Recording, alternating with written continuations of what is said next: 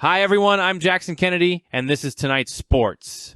It's Saturday, and the first weekend in Major League Baseball's second half is well underway.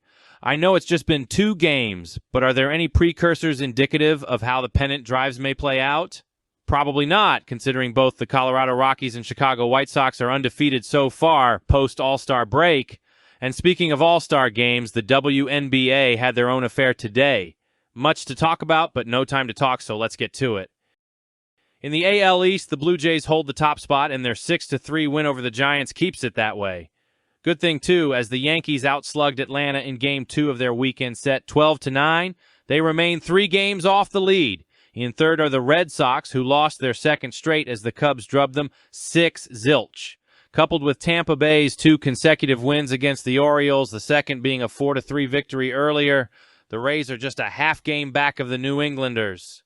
Going back to the Cubs for a moment, they can't put any distance between themselves and the Brewers in the NL Central. That's because the Brew Crew are on a 9-game win streak of their own, the latest triumph coming in an 8-7 nail-biter over the Dodgers. They trail Chicago at the top of the division by 1 game. The Dodgers, though? That loss keeps them spiraling into the abyss, yet still, second-place San Diego have only made modest gains and failed to do so today as the Nationals doubled them up, 4-2. So to review, Boston had a win streak, and Milwaukee has one now.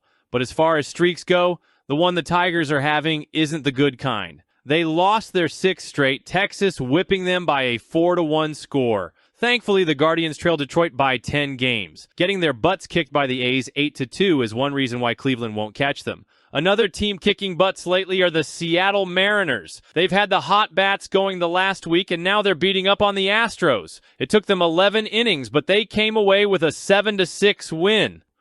Lastly, in the National League East, the Phillies and Mets go round and round for the top spot. Philly holds it as we speak, thanks to a 9-5 win over the Angels, and Cincinnati rolling over New York 5-2.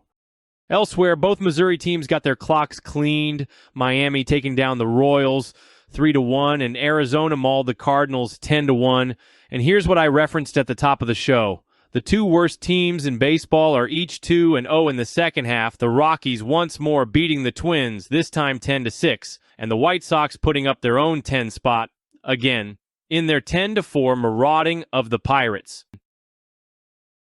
Moving on to the WNBA All-Star Game, Napheesa Collier dropped a league All-Star record with 36 points in a contest where nobody played defense, evidenced by the 151-131 final score in favor of Team Collier over Team Clark.